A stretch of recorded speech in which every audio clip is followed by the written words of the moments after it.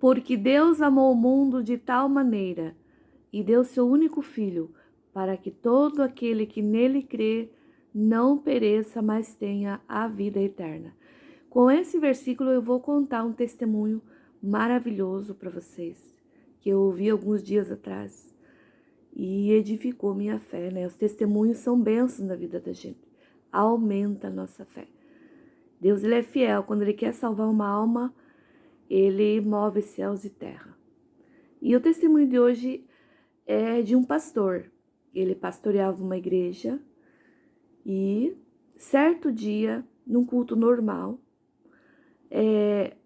os membros daquela igreja resolveram ir para uma outra igreja, porque nessa outra igreja estava tendo uma festividade, um evento muito grande, porque lá estava um pregador de renome. E aquele pastor resolveu ir para a igreja num culto normal. Quando ele chegou na igreja, não tinha nenhum membro na igreja, né? Porque as suas ovelhas foram para outra igreja, mas era tudo plano de Deus. E ele dobrou seu joelho, fez uns minutos de oração, pensou, vou embora, né? Porque só tá eu aqui na igreja. Mas o Espírito Santo de Deus falou para ele, espere mais um pouco. E ele ouviu a voz do Espírito Santo.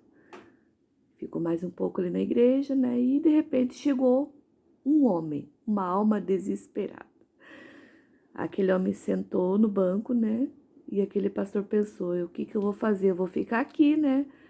E ele começou, fez uma oração, de repente cantou o hino da harpa.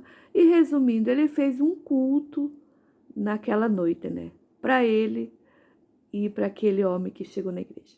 No final, ele fez o apelo, aquele homem aceitou Jesus.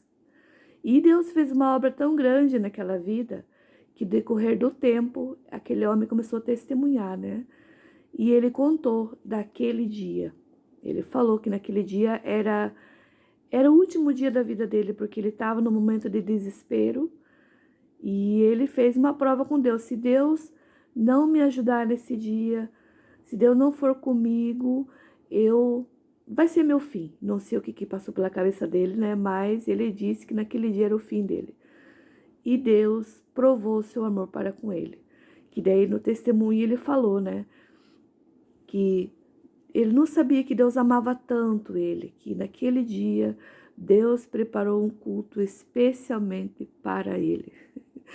O que a gente achava que era uma desobediência dos membros de se deslocar para uma outra igreja, era o trabalhar de Deus para Deus salvar aquela vida.